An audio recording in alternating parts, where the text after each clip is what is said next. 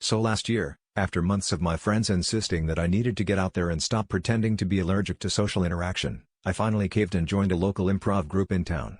I figured, how bad could it be? At the very least, I'd get to spend an hour pretending to be someone less awkward. The first meeting was exactly the sort of chaos you'd expect from 15 people whose only shared trait is a willingness to do jazz hands in public.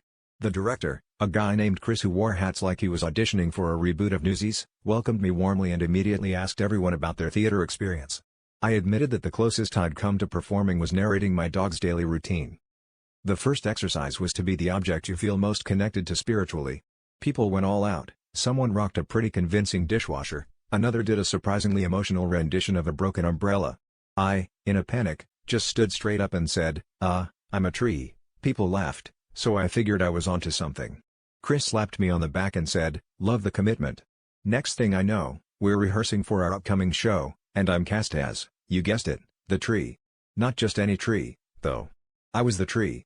Every skit, every scene, there I was, rooted in the background, waving my arms for wind, or making leafy sound effects. At first, I thought this was just the typical newbie hazing, or maybe I just had a really arboreal energy. But as the weeks went on, my roles didn't branch out. Pirate ship? I was a palm tree. Detective noir? I was the ficus in the corner of the office. Even the Christmas special, I was a pine. My friends started coming just to see what kind of tree I'd be next. I tried to improvise more lines, but Chris always cut me down. "Stick to timber," he'd say. It became a running joke. I even started responding to texts with leaf emojis.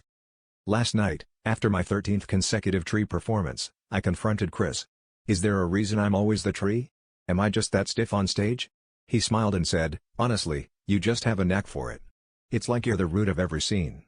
And that's when it hit me. I wasn't just conquering stage fright, I was branching out in entirely the wrong direction. Turns out, all this time, I was the root of the problem.